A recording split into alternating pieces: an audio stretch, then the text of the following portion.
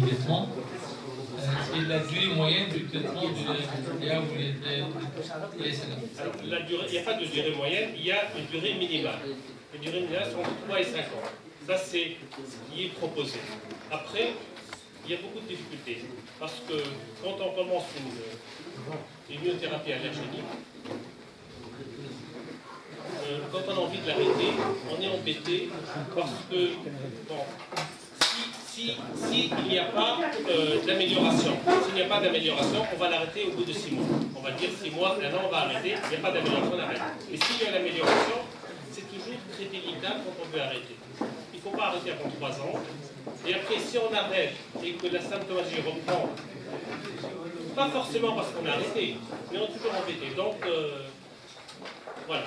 C'est entre 3 et 5 ans, on peut aller jusqu'à 7 ans, 6 ans, ça dépend des médecins. Vous avez parlé d'exploit. Est-ce que ça peut être exploit avec les immunothérapie? Exploit? Oui, c'est-à-dire de bons résultats. Alors, l'immunothérapie allergénique sous-cutanée a montré son efficacité depuis très longtemps.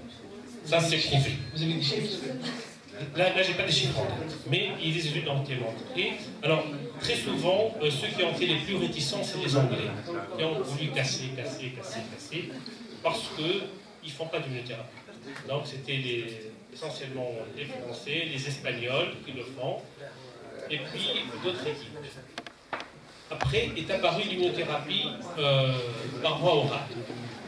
Elle a changé un peu les choses, parce que le produit est devenu bien codifié, et ils ont commencé à faire des études.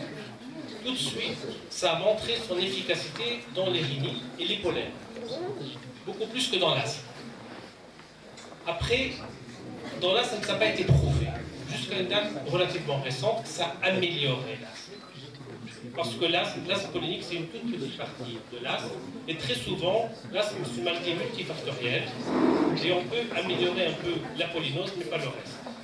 Et puis, est apparu des études sur le pollen, en comprimé, et ça a montré que ça a amélioré l'asthme. Et puis dernièrement, en 2015, une grande étude a été faite aux États-Unis sur l'asthme allergique aux acariens, et il y a des résultats très probants, alors qu'on a toujours pensé que ceux qui sont réticents, les sensibilisations qui est faire pour l'asthme aux acariens, alors ça a été prouvé que ça a amélioré l'asthme des acariens. Qu'est-ce que ça a amélioré? Ça a diminué les doses de corticoïnalés, et ça a diminué les doses de bêta-2 longue durée d'action, et ça a diminué les exacerbations. Donc, même pour la voie orale, il y a des immunothérapies spécifiques.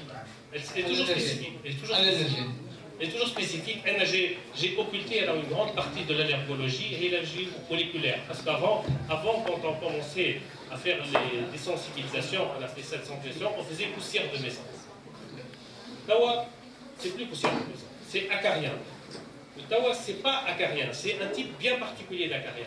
Donc on est de plus en plus, l'allergologie est devenue moléculaire. Avant, c'est poussière de maison, on est moléculaire. Donc elle a beaucoup progressé. Merci.